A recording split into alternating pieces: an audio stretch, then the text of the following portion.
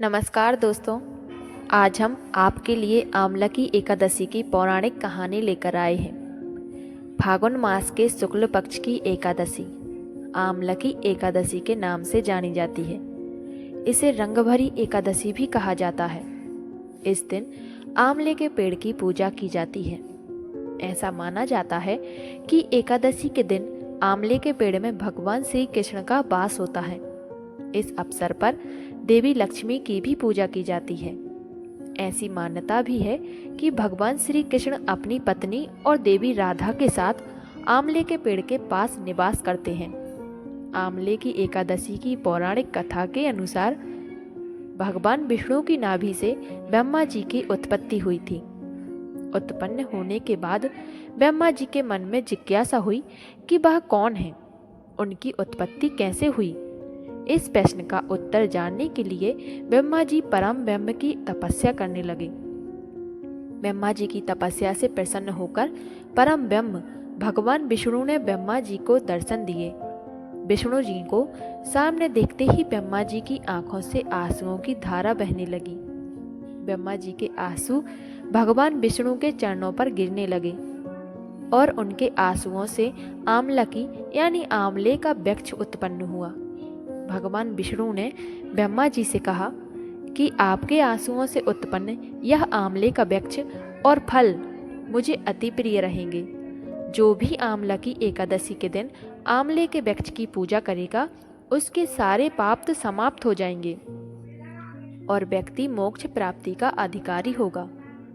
तभी से आमला की एकादशी के दिन आमले के पेड़ की पूजा की जाने लगी। साथ ही इस दिन आमला भगवान विष्णु को अर्पित किया जाता है। इतना ही नहीं, इस दिन खुद भी आमला ग्रहण करना बेहद फायदेमंद होता है।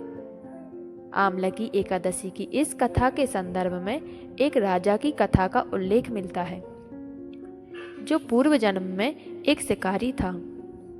एक बार आमला की एकादशी के दिन जब सभी लोग मंदिर में एकादशी का व्रत करके भजन और पूजन कर रहे थे, तब मंदिर में चोरी के उद्देश्य से वह मंदिर के बाहर छुपकर बैठा था।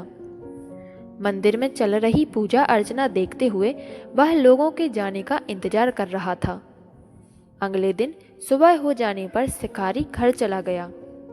इस तरह अनजाने में शिकारी से आमला की एकादशी का व्रत हो गया। कुछ समय बाद शिकारी की मृत्यु हुई और उसका जन्म राज परिवार में हुआ।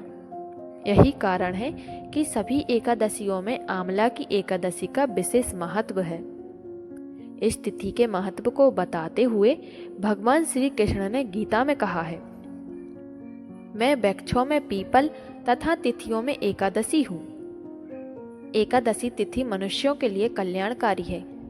आमला की एकादशी की महिमा को बताते हुए श्री कृष्ण कहते हैं, जो व्यक्ति स्वर्ग और मोक्ष प्राप्ति की कामना रखते हैं उनके लिए यह एकादशी अत्यंत श्रेष्ठ है। जो भी इस दिन आमले के पेड़ की पूजा करता है उसे सभी देवी देवताओं का आशीर्वाद प्राप्त होता है। और अगर आप भी भगवान की कृपा पाना चाहते हैं तो कमेंट बॉक्स में जय श्री कृष्ण अवश्य लिखें और वीडियो को एक लाइक जरूर करें और चैनल को सब्सक्राइब करें। धन्यवाद।